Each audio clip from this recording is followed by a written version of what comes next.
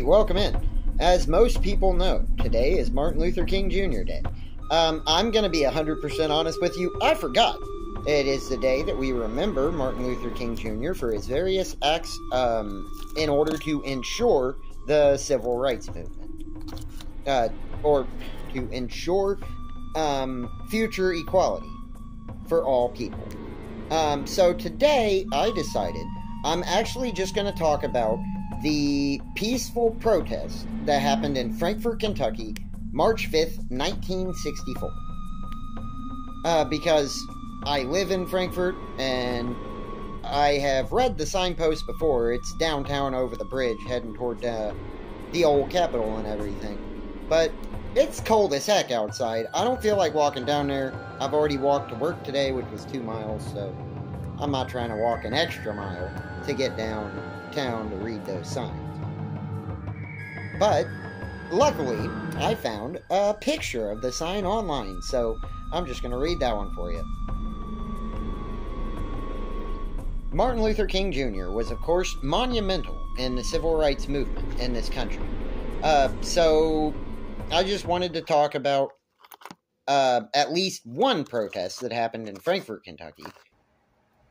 Well, going back a little bit, the Emancipation Proclamation was, of course, signed January 1st of 1863, during the third year of the American Civil War, if I'm not mistaken. But the problem of segregation continued for many decades, especially in small places, or places like Kentucky. And, of course, racism will always exist, no matter where you look.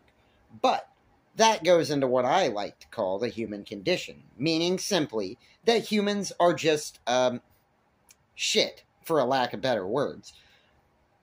So I decided today to talk about the peaceful protest that took place in Frankfort, Kentucky in '64.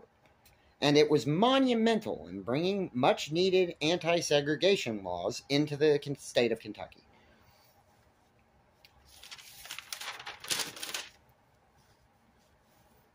Alright, really quick. I wanted to say what I am about to read here comes off of a signpost that is posted on historical signs in downtown Frankfort, talking about the protest.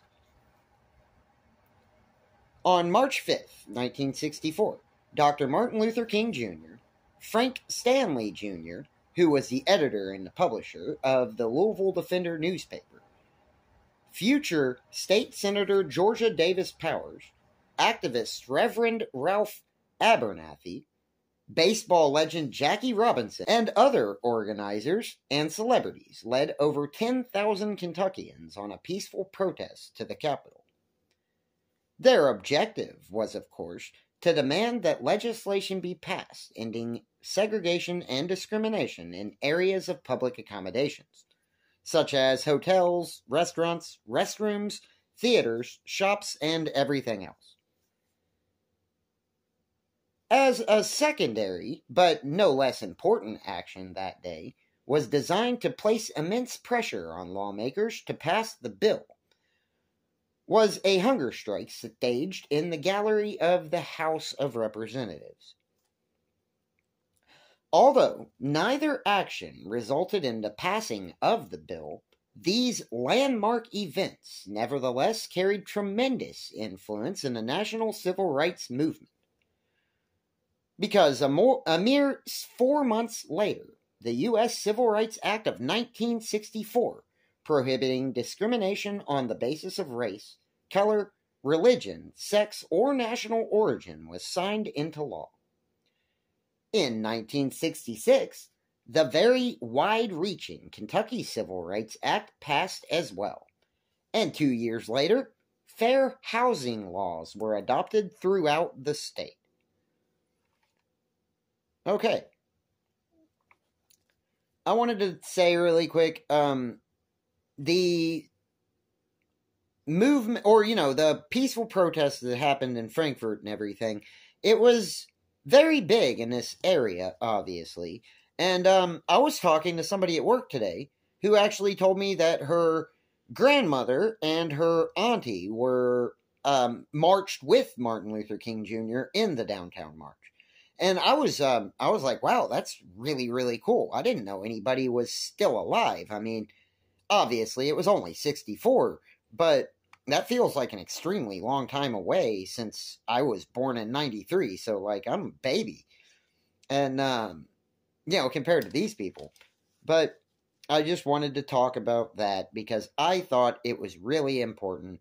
And I, for one, stand for equality of everyone. 5-minute video, and I'm don't know what to talk about.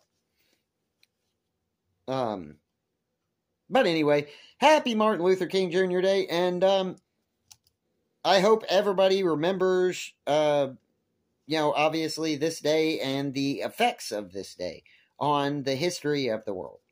I mean, that's fine. Good enough. I'm quitting. People of my generation don't think much about segregation because they feel like it happened decades ago. They feel like it's ancient history, But the sad reality is that segregation existed well into the 19th century. And, it wasn't that long ago. It was like maybe 75 years ago, maybe 80. And that's kind of insane when you think about it. But that is the whole point of doing this video right now and everything.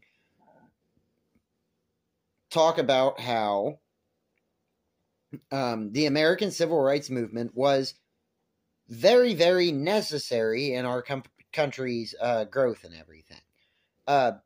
And like I was saying, people seem to think that segregation happened a long time ago, but not really. There was only one school in Frankfurt that black people could go to at that time. They weren't allowed to use public transit at all, and public transit existed for whites, and they literally had to bundle up and walk everywhere. And, that's really messed up because they weren't allowed to take transits. Unlike today, where, you've got buses that take everyone. It's, doesn't matter. But, I don't know where I'm getting at, but you know the point. And the point is, racism ain't cool. Thanks for watching the video.